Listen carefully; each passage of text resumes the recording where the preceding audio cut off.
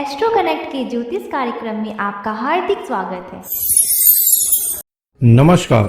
बात करेंगे मकर राशि वालों की और देखेंगे कि देवगुरु बृहस्पति का जो गति परिवर्तन 18 अक्टूबर 2021 को होने जा रहा है वह आप मकर राशि वालों के लिए कैसा रहने वाला है।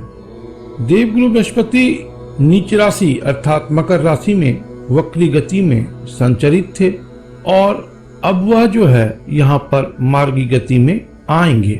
वक्री काल जो ग्रहों का होता है उसमें उस ग्रह से संबंधित बातों में कुछ व्यतिक्रम की स्थिति रहती है, अर्थात उन बातों में जिन बातों के वो ग्रह नियामक हैं या जिन बातों का उस ग्रह को फल देना है उस ग्रह से संबंधित फल को प्राप्त करने में व्यक्ति को रुकावटों का सामना करना पड़ता है, अड़चनों का सामना करना पड़ता है।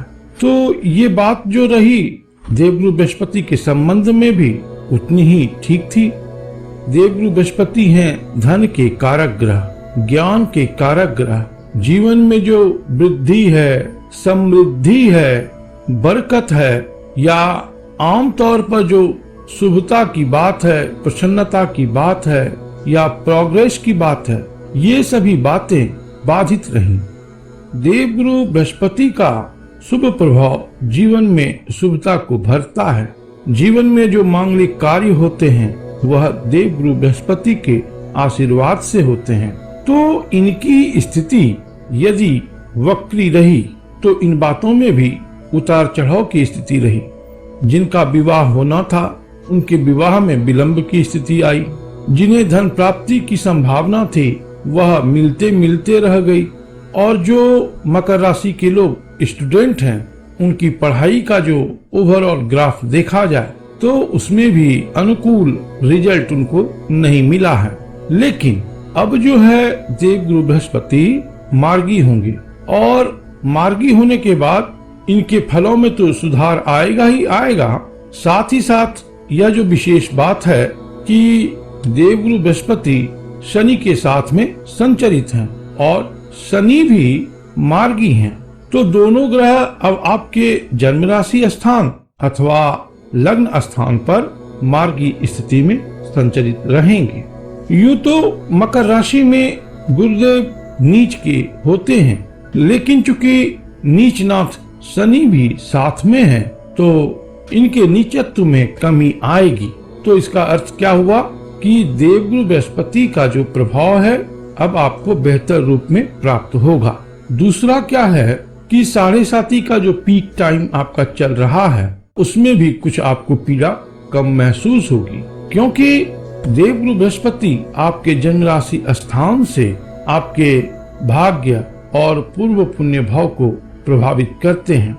और इसी कारण से यह कहा जाता है कि जन्म राशि स्थान अथवा लग्न स्थान से देवगुरु का संचार या वहां पर देवगुरु की स्थिति हजारों दोषों का शमन करती है।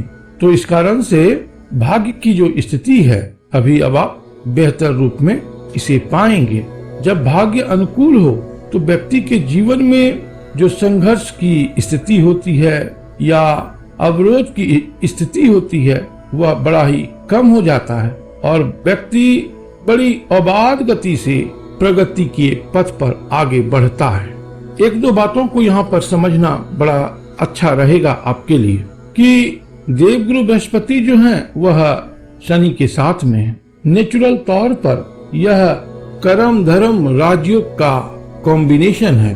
ये दोनों ग्रह बहुत बड़े ग्रह हैं और एक है कर्म के मालिक तो दूसरे हैं धर्म के मालिक। और इन दोनों का जो संयोग है अगर कुंडली में रहे तो जन्मजात तौर पर उसे राजयोग की प्राप्ति होती है।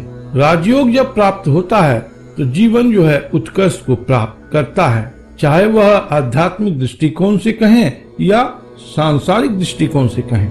कर्म की स्थिति अच्छी होती है तो जाहिरन सांसारिक तौर पर जो कर्म होता है या जीविकोपार्जन की बात होती है, प्रोफेशन की बात होती है, कैरियर होता है, ये सभी जो है ये सभी बातें उम्दा किस्म की हो जाती हैं। तो लगभग इसी प्रकार की बातें आपके सामने इस समय में आएंगी, अर्थात आपका कर्म, आपका कैरियर, प्रोफेशन, कामकाज बेहतर हो जाएगा। देवगुरु बृहस्पति की दृष्टि जो है वह आपके व्यापार भाव पर भी रहेगी, तो इस कारण से आपका जो व्यापार है वह बेहतर गति से आगे बढ़ेगा। इस समय में लाभ और धन में अच्छी बरकत होगी, वृद्धि होगी। मान सम्मान इस समय में आपका बढ़ेगा, क्योंकि गुरु जो है एक सम्मानित ग्रह है, और शनि भी अगर उत्तम किस्म के हों तब तो बेहतरीन ग्रह हो जाते हैं। इनसे फिर अच्छा ग्रह और कोई दूसरा नहीं होता। और जब गुरु के संग में शनि है तो इनका भी डिस्पोजिशन आप मकर राशि वालों के लिए उतना बुरा नहीं है। रेदर एक बहुत महत्वपूर्ण योग होता है शश योग, उस योग का फल आपको इस समय में प्राप्त होगा। तो इस योग के फलस्वरूप आपके जीवन में जो प्राप्तियां हैं वह बढ़ेंगी, चाहे यह आपके कामकाज से रिलेटेड हो, रोजगार या व्यापार से रिलेटेड हो, जमीन जायदाद से संबंधित हो या धन से जुड़ी हुई बातों में हो। हर एक क्षेत्र में अब सुगमता मिलेगी। देवगुरु बृहस्पति का जो दृष्टि प्रभाव है वह आपके पंचम भाव पर रहने वाला है, और पंचम भाव जो है जीवन में आनंद का भाव है, बुद्धि का भाव है, ज्ञान का भाव है, प्रेम का भाव है। तो इन सभी बातों में जो अब निरस्ता थी या कहीं कमी का बोध था, धीरे धीरे यहाँ पर सुधार की एक प्रक्रिया चलेगी।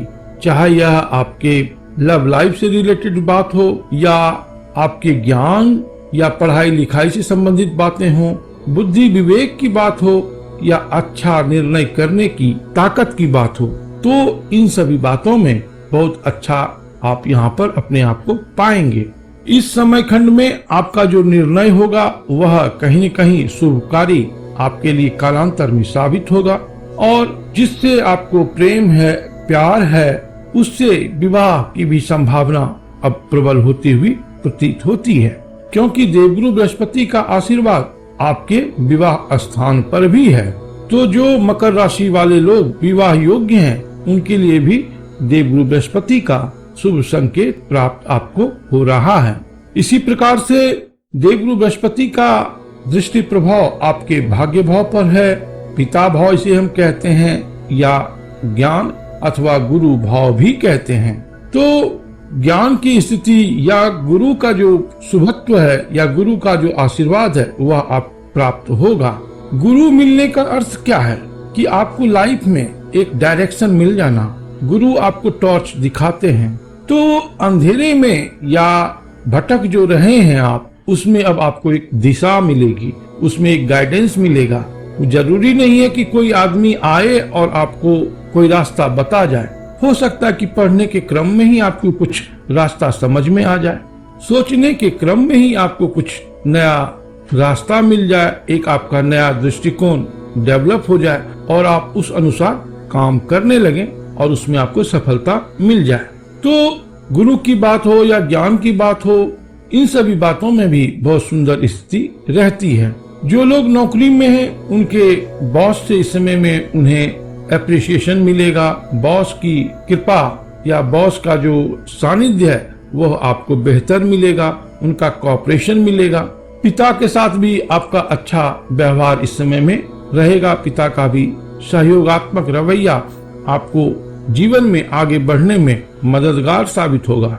देवगुरु बृहस्पति व्यय भाव के स्वामी हैं और आपके तृतीय भाव के भी स्वामी हैं, और जब लग्न अथवा जन्म राशि स्थान से संचरित होकर के सप्तम भाव और नवम भाव को देख रहे हैं, तो यह भी इस बात का प्रबल संकेतक है कि अगर आप विदेश से जुड़ना चाहते हैं, विदेश जाना चाहते हैं, विदेश में रहना चाहते हैं, आपको वहाँ का सिटीजनशिप लेना है या वहाँ पर लंबी अवधि के लिए प्रवास करना है, तो इन सभी बातों के लिए देवगुरु बृहस्पति का आशीर्वाद अब आपके साथ है। आपको इन बातों में सफलता प्राप्त होगी, लेकिन कुछ सावधानियां भी आपको इस समय खंड में रखनी चाहिए। जैसे कि अगर स्वास्थ्य में किसी प्रकार की कमी लग रही हो तो उसका आप कुछ तत्काल उपाय करें। उसके लिए जो आवश्यक मेडिकल ओपिनियन है उसको आप लें। एक्सपेंडिचर में भी कुछ वृद्धि के संकेत इस समय में रहते हैं। खास करके आपको अपने ऊपर या आपने कुछ ऐसा डिसीजन लिया है जिस कारण से आपको एक्सपेंडिचर करने की जरूरत पड़ेगी, तो एक्सपेंडिचर साइड थोड़ा सा बढ़ेगा, इसकी भी संभावना रहती है। लेकिन कुल मिलाकर के देखा जाए तो देवगुरु बृहस्पति का जो गति परिवर्तन है वह आप मकर राशि वालों के लिए बहुत बेहतरीन संकेत करता है। इस समय का जो है लाभ आप अपने अच्छी बुद्धि का परिचय देते हुए बेहतर तरीके से उठाएं और उपाय स्वरूप आप जो है सो इस समय में दान दक्षिणा कुछ योग्य लोगों को करें, चाहे वह ब्राह्मण लोग हों या कोई जरूरतमंद लोग हों। यहाँ पर जरूरतमंद लोगों की सहायता करने का अर्थ है कि आप शनि को संतुष्ट कर रहे हैं। जब शनि को संतुष्ट करेंगे तो देवगुरु बृहस्पति का नीच भंग होगा और नीच भंग होगा तो आपको और बेहतर परिणाम प्राप्त होगा। तो इसलिए जो गरीब लोग हैं, मजदूर वर्ग के लोग हैं या वैसे लोग जिनको आपकी सहायता की आवश्यकता है और आप सहायता करने के लिए सक्षम हैं, तो अवश्य इस कार्य को कीजिए। इसके अलावा इस समय में आपको देवगुरु बृहस्पति के किसी एक मंत्र का उच्चारण भी करना बहुत अच्छा फल प्रदान करेगा। तो दान की बात हो गई और कुछ मंत्र उच्चारण की बात हो गई।